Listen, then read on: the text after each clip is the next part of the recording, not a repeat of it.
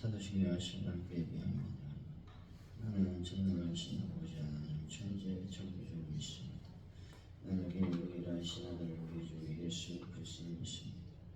그는 성령을 드디어 동정령을 이겨서 하시고 본디와 빌라도에게 고난을 받아 십자가에 못 박혀 죽으시고 장세한 지 4일 만에 죽은 자 가운데서 다시 살아나셨으니 하늘에 오르시어 전능하신 아버지 하나님 우편에 앉아 계시다.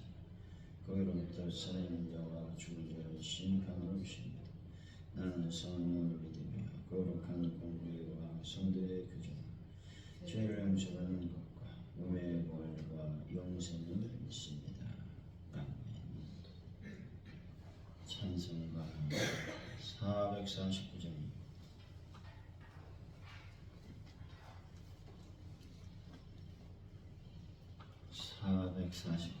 찬양. 예수 따라가며 복음 순종하며 우리 행할 길 완하겠네. 주를 의지하며 순종하는 자를 주가 늘 함께 하시리라.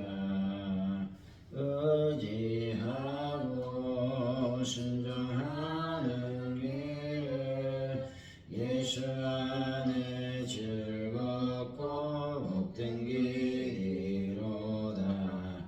해를 당하거나 우리 고생할 때 주가 위로해 주시겠네. 주를 의지하며 순종하는 자를 주가 안위해 주시리라. 의지하고 순종하는 길을 예수 안에 즐겁고 복된 길이로다. 남의 짐을 지고 슬픔 위로하며 주가 상급을 주시겠네. 주를 의지하며 순종하는 자를 항상 복 내려주시리라. 의지하고 순종하는 길을 예수 안에 즐겁고 복된 길이로다. 우리 받은 것을 주께 다 드리면 우리 기쁨이 넘치겠네. 주를 의지하며 순종하는 자를 은혜 풍성케 하시리라. 의지하고 순종하는 길을 예수 안에 즐겁고 복된 길이로다. 주를 힘입어서 말씀 잘 배우고 주를 모시고 살아가세. 주를 의지하며 항상 순종하며 주가 사랑해 주시리라. 의지하고 순종하는 길을 예수 안에 즐겁고 복된 길이로다. 주님, 자신의 권위를 인정받지 못할 때 몹시 속상해하는 저희들이 과연 다른 사람의 권위는 제대로 인정해 왔는지 돌아보게 하여 주옵소서. 주님의 참된 권위 앞에 무릎을 꿇고 진리에 귀 기울이게 하여 주옵소서. 저희들 욕심을 내려놓고 다른 사람의 권위를 세우지며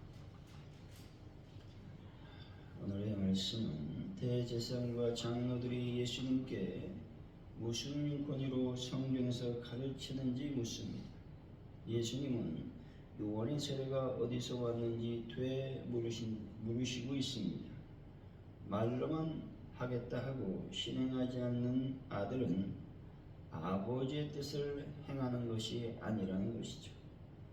의에 돌아온 요한을 믿는 세리와 창기가 하나님 나라에 먼저 들어갈 것이라고 말씀하고 있습니다. 23절에서 25절까지죠. 시작. 예수께서 성전에 들어가 가르치실세 대제사장들과 천사들이 나오는데 내가 무슨 권위로 이런 일을 하느냐 또 누가 이 권위를 주소서. 예수께서 대답하시되 너와 너는 너희에게 이르리니 너희가 대답하여 무슨 권위로 이런 일을 하는지 질문하라. 요한의 세례가 어디로 갔느냐 하늘로 갔느냐 사람으로부터 참 그들 중에 서로 의논하여 이르되 만일 하늘로부터라면 어찌하여 그를 믿지 아니하느냐 할 것이요. 성전에서 가르치고 계시는 주님께서는 내가 무슨 권위로 이런 일을 하느냐, 또 누가 이 권위를 주었느냐 라고 질문하는 대제사장과 장로들에게 요한의 세례의 출처를 묻는 역질문을 하고 계십니다. 그리고 그들이 이 질문에 대답하면 당신이 그들의 질문에 대답하겠다고 말씀하고 있습니다.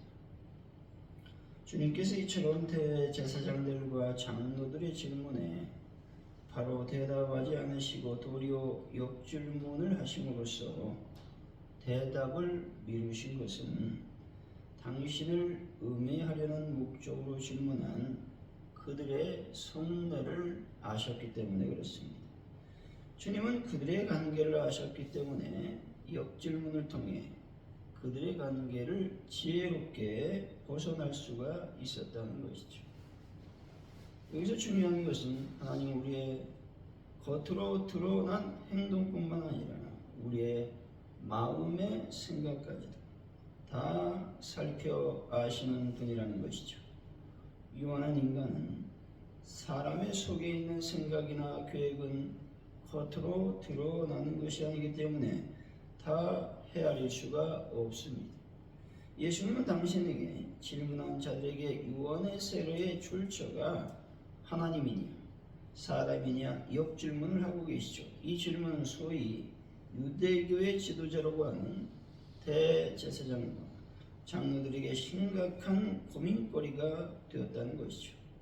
그것은 그들의 영적으로 무지하여 예수의 선구자라고 한 세례요한의 권위가 하늘로부터 온 것임을 깨닫지 못하므로 세례요한을 죽이는 등의 악행을 범했다는 것이죠. 만일 세례요한의 권위가 사람에게서 난 것이라고 하면 그를 선지자로 여기는 백성들의 빗발치는 함의를 받아야 했기 때문에 그렇다는 것이죠. 26절 27절이죠. 시작. 만일 사람으로부터라면 모든 사람이 요한을 선지자로 여기니 백성이 무섭다 하여 예수께서 대답하시되 우리가 알지 못하노라 하니 예수께서 이르시되 나도 무슨 권위로 이런 일을 하는지 너희에게 이르기를 아니하리라. 대제사장들과 백성의 장로들이 세례요한을 하나님의 사람으로 인정하지 않으면서도 백성들이 그를 선지자로 여기고 있기 때문에 백성을 두려워하여 자신들의 입장을 분명하게 표명하지 못했습니다. 즉 그들은 정작 두려워해야 할 하나님은 인정 안중에도 없고 백성들의 입장 곧 여론에만 촉각을 곤두세우는 한심한 종교 지도자들이었던 것이죠. 사람을 의식하고 여론에 민감한 반응을 보이는 사람은 그리스도의 제자가 되지 못하는 것이죠. 주의 제자가 되기 위해서는 맨 먼저 요구되는 것은 자기 부인인 것이죠. 나라는 자아가 죽지 않고서는 누구도 그분의 제자가 되지 못하는 것입니다.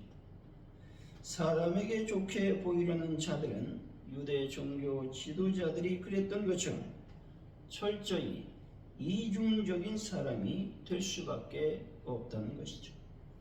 예수님의 질문에 그들이 답하지 않았으므로 예수님께서도 그들의 질문에 대답하지 않으신 장면이 나오고 있죠.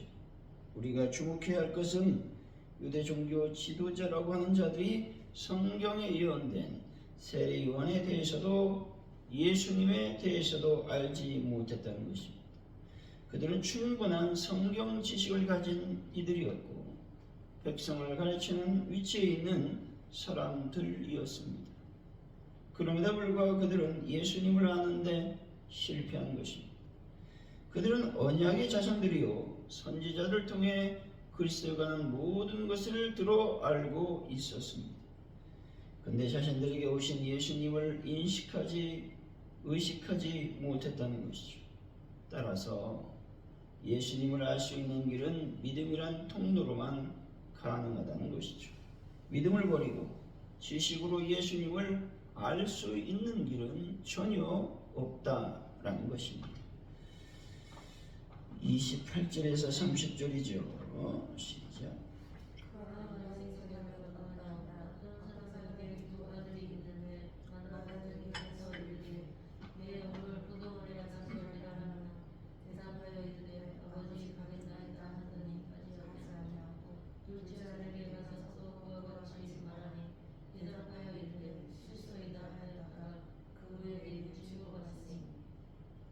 두 아들의 비유가 나오고 있습니다. 이 비유는 하나님을 잘 섬기는 척하면서 실제로는 불순종하는 삶을 살았던 유대 종교 지도자들의 실상을 밝히기 위해서 주님이 주신 말씀입니다. 여기서 한 사람은 하나님을, 두 아들 중 장자는 스스로 경건하다고 생각하는 유대 종교 지도자들을 말하죠. 그리고 차남은 겉으로 보기에는 하나님께 반항적이고 반율법주의였던 세리나 창기와 같은 사람들을 가리킨다는 것입니다. 맏아들은 아버지의 뜻이 무엇인지 정확하게 이해하고 있었습니다. 이제 남은 것은 그가 둘 중에 하나를 선택하는 일뿐이었다는 것입니다. 큰아들을 통해 알 수 있는 것은 하나님의 뜻을 아는 것이 경건 생활에 꼭 필요한 요소이기는 하지만 그 자체가 경건은 아니라는 것입니다. 큰아들은 가겠다고 말을 하고 가지 않았습니다.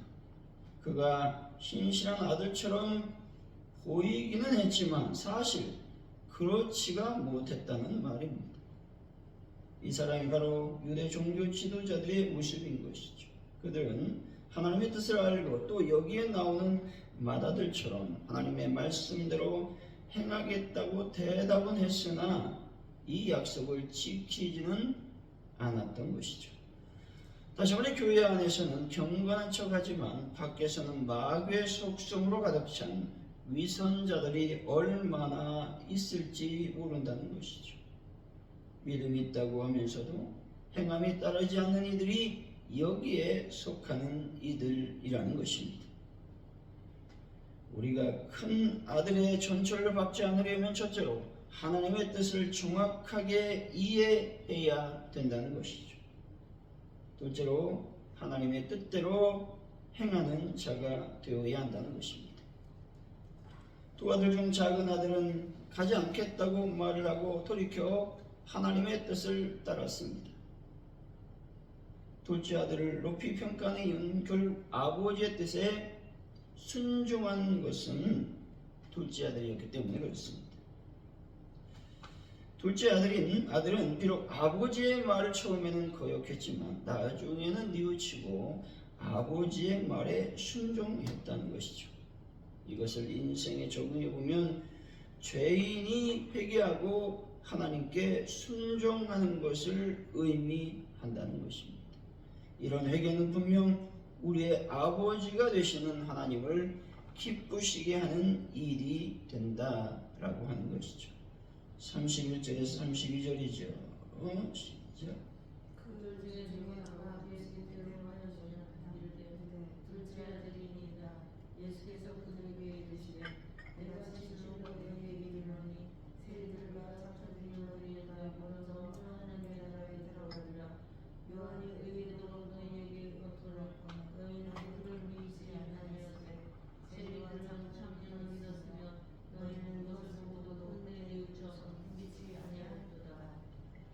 예수님은 세리나 창기들이 유대 종교 지도자들보다 더 하나님을 기쁘게 함으로 인정받아 천국을 기업으로 얻게 될 것이라고 말씀하고 있습니다. 이것은 한마디로 먼저 된 자가 나중되고 나중된 자가 먼저 될 것이라고 하는 주님의 교훈에 대한 분명한 선언인 것이죠. 이 일은 예수님 시대에만 있는 일이 아닙니다. 오늘 우리 가운데서도 얼마든지 있을 수 있는 일이라는 것이죠. 하나님께서 모든 사람을 구원하려고 하지만 회개를 거부하는 자들은 구원할 수 없다라는 것입니다. 사랑하는 성도 여러분, 사람들의 인식과 평판이 아니라 하나님의 뜻을 진정으로 이해하고 순종하는 분들이 되시기를 예수 이름으로 간절히 축원드립니다. 기도합니다. 하나님 아버지, 우리가 하나님을 따르고 하나님을 이해하고 또 하나님을 알았다고 자부는 하지만 실상 하나님께 주시는 말씀을 온전히 실천하지 못하는 나를 발견하게 됩니다. 이때마다 하나님, 내가 과연 바리새인은 아니었는지, 유대 종교 지도자는 아니었는지, 서기관은 아니었는지 나 자신을 되돌아보는 성찰의 시간을 갖게 하여 주옵소서.